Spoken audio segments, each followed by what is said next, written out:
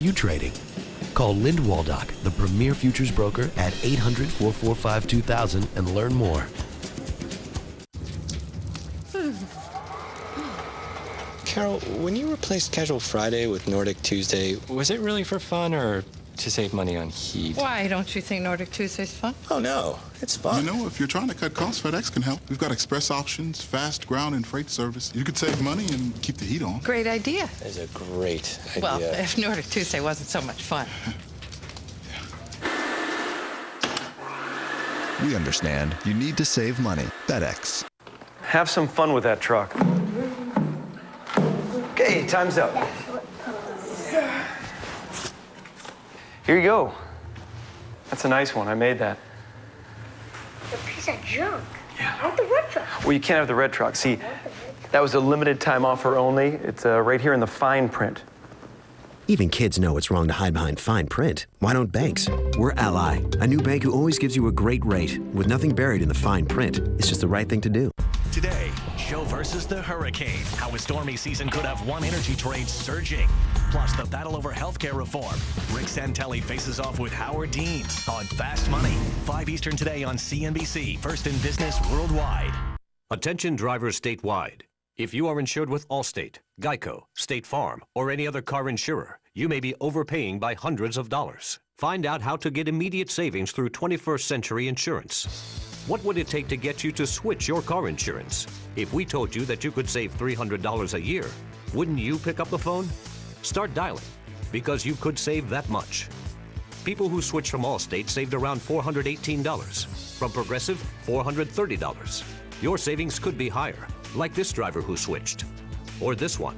And no other company gives you 21st Century Security Advantage that includes roadside assistance at no additional cost. Immediate savings available through 21st Century Insurance. Call for a free rate quote today.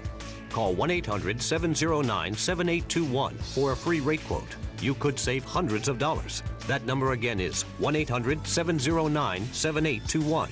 Call now or visit 21st.com. Okay, let's take a look now at some widely held stocks, see how they're trading today. And let's begin with the financials. You see it is green almost across the board, though. Citigroup is a blip there, down a nickel or so. But Bank of America, JP Morgan Chase, Wells Fargo, and Goldman Sachs to the upside today. General Electric, the parent of this network. And, of course, we're looking at Dow stocks now. We mentioned how oil prices are lower today, and energy stocks certainly a drag on the markets. That's why you see ExxonMobil to the downside. But Pfizer, AT&T, and Verizon Maria are all in the green. Scott, President Obama appointing Federal Reserve Chairman Ben Bernanke today to another second term. In his speech, the president set the tone for change in the financial system.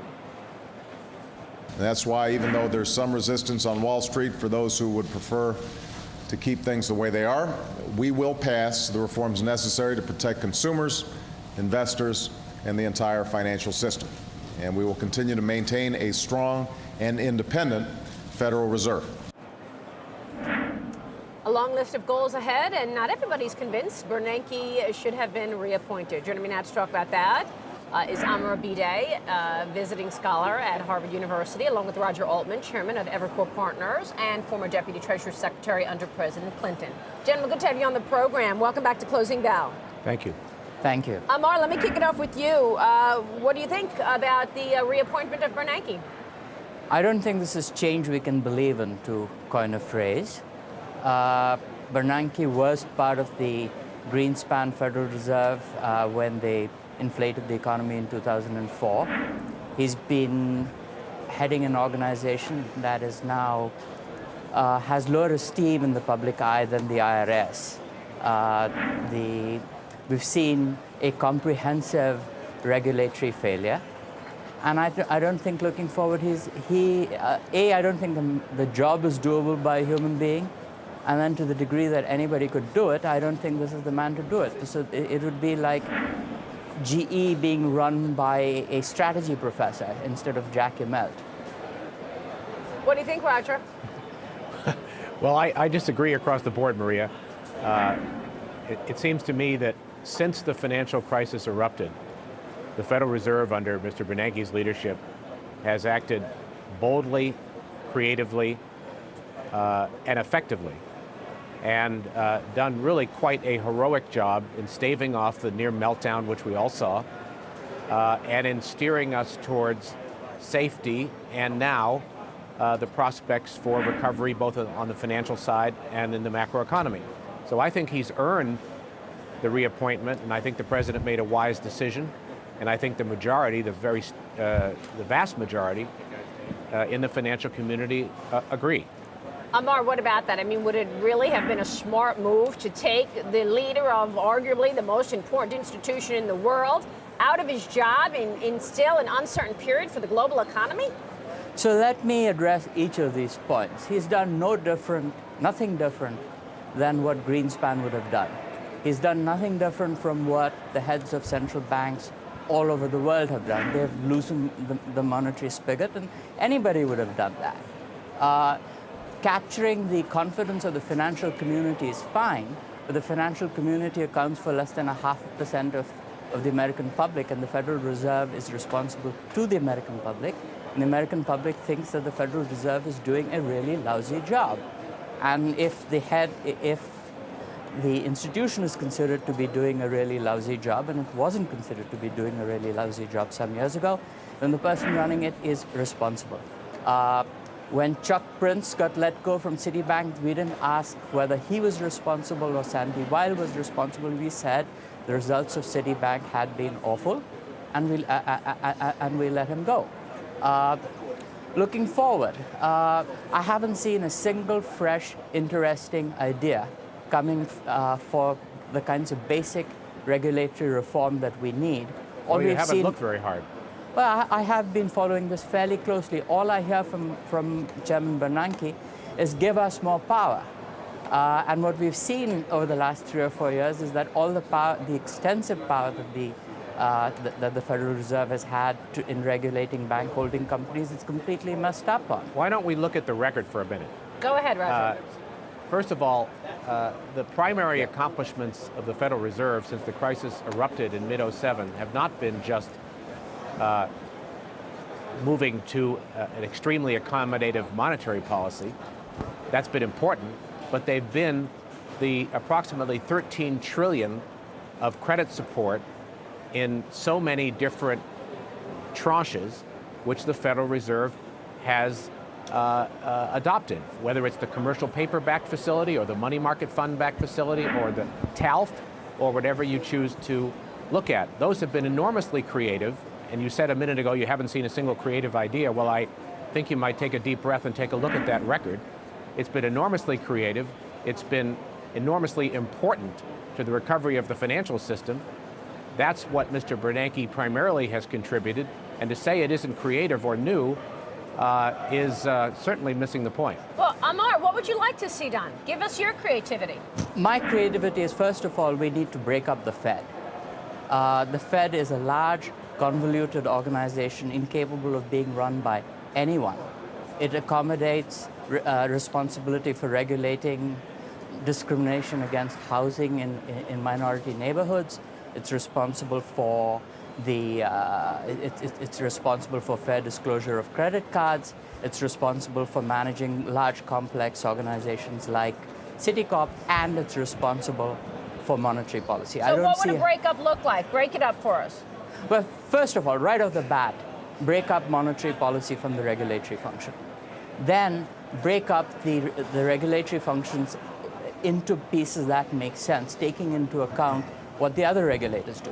So when the Fed was started in 1913, one of the hopes was that banks were being overregulated. There was the control of the currency that was regulating banks, and state regulators were regulating banks too. So in 1913, people thought, let's get the Fed to do this. Instead, what we had was the Fed became the third agency regulating banks.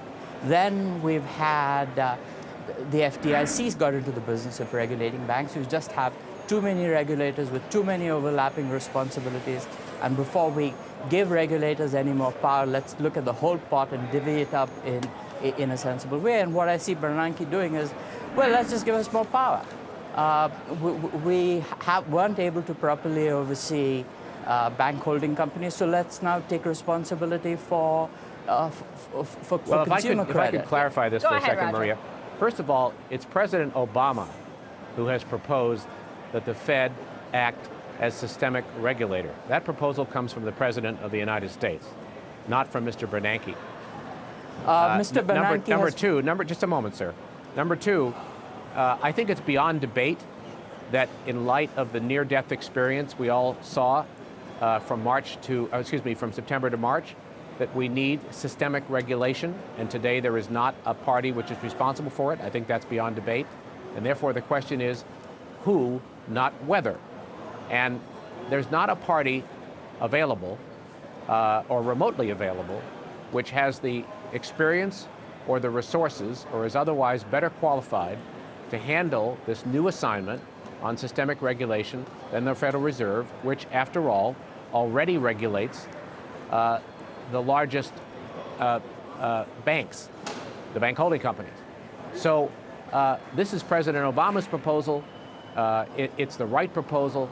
And if you have an idea as to who would be better qualified than the Federal Reserve to assume this responsibility, kindly give it to us.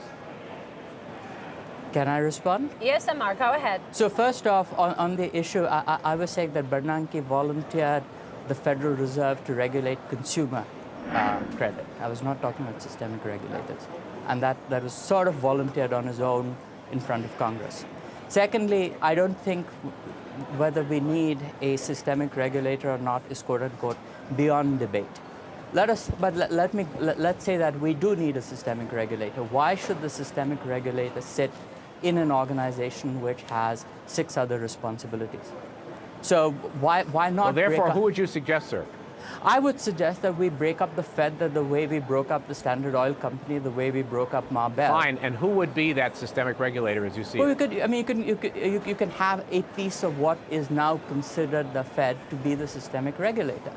Just as we broke up long lines and regional bell operating companies, I don't see why we couldn't break up the Fed and have monetary policy being done by one entity, which we'll call Fed 1, systemic regulation being done by another entity called Fed 2. Okay, but you agree that the resources and the experience and the talent to do this job, systemic regulation, currently reside in the Fed. You agree with that? I do not believe that every single person in the Fed is doing systemic regulation or is capable of doing systemic regulation. I didn't say that. I'm asking you whether the center of expertise for this purpose currently resides in the Federal Reserve or it doesn't. There are people in the Federal Reserve who may be capable of doing systemic regulation. That doesn't mean that systemic regulation needs to be done from within the entity that we now call the Federal Reserve. Roger, is that systemic regulation, by the way, global? Is it a global standard, do you think? Do we need a global overseer? Well, Maria, the President's proposal deals with U.S.-based institutions, not the entire global system. As you know, he has proposed that a series of institutions be designated Tier 1 FHCs, financial holding companies, and those institutions would be those whose size or whose leverage or whose interconnectedness could pose a threat to the entire system. Well, and it's those institutions under the President's proposal that would be overseen by the Federal Reserve Board, both in terms of their individual condition and in terms of any potential threat to the entire system, so-called macro-prudential supervision. That's the President's proposal. As for whether, as to the idea of a global regulator, I think the prevailing view in the central banking community or in the financial community as a whole is that it's impractical to do that. There are too many differences nation to nation, and it's a bridge too far. All right, gentlemen, great conversation. We appreciate your insights. Thanks very much. We'll see you soon. Thank you for inviting me. Thank you. Scott.